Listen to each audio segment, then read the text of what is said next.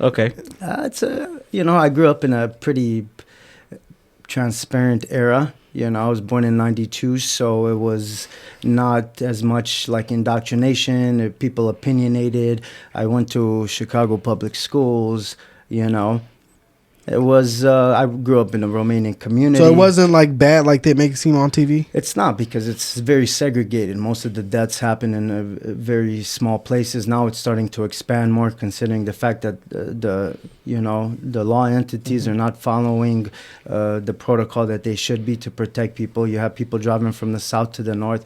What they try to do was 5-7 years ago was try to distribute the Section 8 housing into multiple different areas to be able to kind of disperse and deter a lot of the crime, which didn't do much other than bring a lot of crime to gentrified areas, if you want to use that word, places that were invested in and built up, and the value of the houses went. Cabrini Green, for example, one of the worst places, was smack dab in a predominant area of Chicago. You say 2 miles from Lakeshore Drive, the lake was right there, but it was a very, very terrible place. And a lot of people died. But you have apartments 2 blocks away that are worth $4, $5, $6 a month. You Dang. 22nd. San Francisco pricing right there. Yeah, because you see neighborhoods sometimes like it's like a really nice neighborhood, and then all of a sudden it's like a bad one, and it's so close together that's like, how does this even make sense? Sacramento has the same aspects too. Oh yeah. If you take Fair Oaks into account. The Arden area next to Fair Oaks. Or let's say Fair Oaks, Fair Oaks and Marconi. Yep. One area you have houses that you cross, you go to Marconi, turns into Fair Oaks. That aspect right after that, what has it become? $1 million homes, Yeah. And before that, you have Section 8 housing. So you grew up in Chicago all the way, or how did you, like, I know you... Born and raised, bred I don't know how much you want to talk, but I know you did some time. I did New York, though. So I want to know, like, about that. Like, how'd you grow up? What led to that? Like, tell me about it. If you're good with that. Oh, absolutely. I appreciate the question. Nothing in my childhood would have brought me to make the decisions that I did. You had mom and dad? I had both. I had everything I needed. Everything you needed. Why is it that people that have everything they need, they go bad? Because I see that happen. More. You're fed. We're all fed. I think in the reality of this country, we most of us have everything we need. We have a roof over our head. We have food to eat. The government tries to help, being a first generation American born here, not coming from the suffrage, from what my parents have felt, and seeing what we had was more than plentiful. I still saw myself in an aspect of the bottom of the barrel of society, because I didn't have what some of Timmy and Johnny and Billy had, You still look at the next one. I think that actually comes, though, from like a competitive kind of mindset or like character, right? Which is a good thing to have. I bet that's probably why you're somewhat successful, or more than your usual. I try to consider myself successful, considering the derogatory decisions I've made influence you in a bad way, the way people perceive you. It was extremely difficult for me to continue the 9-to-5 type of aspect and things like that. And I could say in the reality of the world today, I see myself way above some of the people that maybe I take into consideration going into junior high school, things like that. So, and you finished high school? Of course, I finished college. No. All right, so you went to high school, and then like, what'd you get into right after that? How'd that go? I moved to New York. I played on the rules of society. Why did you move to New York from Chicago? I committed white collar crimes. I was a white collar criminal. I didn't have any victims. It was a victimless crime. Okay. The victim was the federal government, and something I'm very proud of. This is not something that we're speaking of right now. It's I didn't want to come on this podcast to talk about the negative aspects I've made in my life, but those are important because you perceive me in a light, and you see me to be successful man, outgoing, very well spoken. The reality is I'm not an educated man, but I never let education get in between my learning. So it's definitely important that even though you make mistakes in life, you take them for the learning lessons and the life lessons that they have, and you know, you move on in life, and you try to conquer and create, and you know, you try to be morally inclined. And that's why I feel like me and this guy always connected, because we were on that same kind of hype. Like, I didn't make the best decisions, didn't make the rightest choices that could have been made, but at the end of the day, it's not like we're bad people. We kind of did the best that we could with what was given to us and made that work for us. Not saying that that was the best thing that could have been done, but I feel like most people generally are good. I see even people that are like that do bad things. You'd be surprised, bro. People are not, you know. No, you don't believe them? I do not. I do not. I feel like people are very selfish. People are for themselves, you know. Yeah, I've broken bread with a lot of people. I've had to do business with a lot of people. And as I grow older, it's very difficult for me. And I do business with very predominant people. Like, the wealth is there. But it's very difficult for you to have someone that's morally inclined and understands that your service is what it's needed for, and it should be paid for. And it's just like people, all they think about is themselves, you know. And why I say this, especially when it comes to money, right? That's what makes you good, right? That's what we all search for. And how can I tell that you're a noble man other than based on when something that you have that has value, how you treat it, and the people around you that bring you that, and you have to bring it to them, you know? It's like, I don't work for people. I've been self-employed most of my life. There was 2 or 3 jobs, 2 jobs exactly, that I've done in my life. And they've been very important to understanding aspects, ethical aspects of doing business, and understanding of how things need to be done. But that's beside the point. It's like people are not. People are selfish. And that shows what's good or bad. So back to New York. What happened in New York? Well, I got locked up when I was 18 years old. Secret Service arrested 18 me. years old? 18 years old, my friend. And what was it about?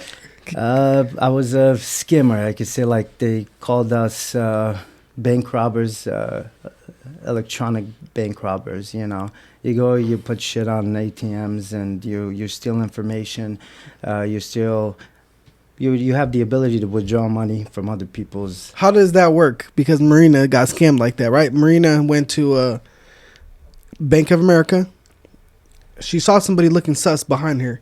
She was getting money out of the ATM at 7 o'clock in the morning, and then she leaves. Usually, it's electronic things. So it wasn't. It wasn't an entity. So it looks like somebody came right after her and tried to withdraw right out of that same ATM. No, it doesn't work like that. No, how does it work? It's you install electronic components to the ATM that pretty much copies data that you enter into the ATM, and then with that data, you go.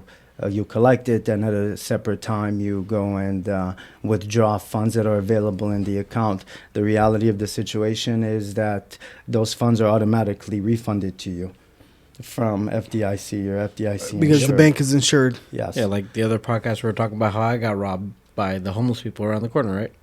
I got all my money back, you know, and it's funny because I had the local law enforcement on the phone with me. And as soon as I found all my stuff, like, I just hung up the phone on them. It's like, dude, I don't need your guys' help. I got all my stuff back. I got my cards back, whatever. They called me back.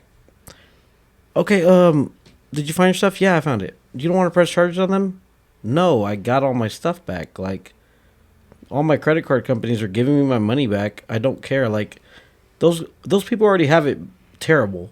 They're over here homeless, have to break into cars. It's not a justification to do something. It's not a justification. I'm not saying that, but at the end of the day, I'm just like, I know he's a good guy though. Like, I got my money back. Of your affairs. Yeah, bro, I got my money back.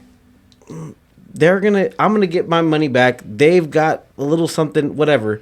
Their life sucks. Yeah. They have to do what they have to do to be able to survive. I should be just happy that I don't have to do that in order to survive. I'm going to play devil's advocate and ask you a question. Yeah. If you would have pressed charges on them, would you have saved the next person from going through what you may have suffered? I'm going to say no, because I feel like these people are going to do the same thing regardless if they go to jail or not, because they have nothing to lose. These people don't care. You could send them to jail, take them into Sacramento County, let them spend a couple nights up in county and get some free food, not have to sleep outside in the cold, kick them out. They're going to be right back over there on Roseville Road doing the same shit that they've been doing the whole time. Yeah, I agree with you. So, I mean, at the end of the day, I'm just like, I'm happy I got my stuff back. No real harm was done. I'm going to get reimbursed. you guys stole my cards and went and got some gas and bought some dope or something. Whatever. You got high for a couple hours. But you know where that goes to? That goes to the next question of you have a society that is so beneficial and the incarceration rate is incredibly high. But the rate of people actually changing their lives around is very low. Very Prison low. is And they call it a revolving door, right? They want you to continue to come back. They usually say once you get a number, you'll remember it for a long period of time. Because you'll keep coming back to that same number. I don't remember my number. So I guess the question. Keep it as that. So right, I like remember it. I'm so not you're proud of 18 it. years old. I was 18. How long has it been going on before? Like a while? Like Long time. Long time. Okay, so I don't want you to say nothing that's not already on record, right? Let's not. Let's talk about Yeah, it. Was so how old were you when you first, if you're comfortable saying I was it. quite young. I was always a hustler, man. And at that age, I can't say that I took into consideration morality. Was it a profitable business? After taking the time into effect. Without the time, forget about that. It's not a business. So Right? Okay, well, I think at the end of the day, everything is a business. Whether it's legal or not, like we run it like a business, right? Did it have monetary gain or not? There is of course, there's a monetary. So who gain. picks you up Otherwise, at 18? Secret Service. Secret Service. So it was pretty So big, Secret high Service, so profile you're stuff. saying Big deal, man. The president's people? Yes. Oh, shit. They thought that we were funneling funds into terrorist organization cells. Oh. Yeah, the fraud was quite large. I had co-defendants. One of them is my lovely brother. So it was. Is he out now? We're all out. We're all out. You guys are all out? Yeah. It's just it wasn't that big of a deal. But they, of course, when the banks are bleeding. Yeah, they make from it a big something deal. that they don't know what's going on. So you take into consideration the reason why. And I think this is a big deal that most Americans don't know. You look at your ATM card. Pull your ATM card on the desk, wherever you are, you look at it. There's a chip in there. There's a SIM card in there. That SIM card was established to stop people from doing the things that I've done, because that kind of sways the perception of the ATM so that I cannot as easily clone your card and go and take your funds. So that's because it's harder to clone the chip versus just take the numbers. chip. From my understanding of the chip, it changes every time you use it. So if I clone it right now, so like I said, this is not a person coming behind you taking your information and trying to do it right after you. There's collected information. You collect this for a period of time, and then you go and you hit your lick. So now with that is like if you use it now and you withdraw some money, and then 5 minutes later you went and you put some fuel in your vehicle and you use it. Now that sways that little chip, so it's not the same. So I saw my brother-in-law when I saw him this week, a couple weeks ago.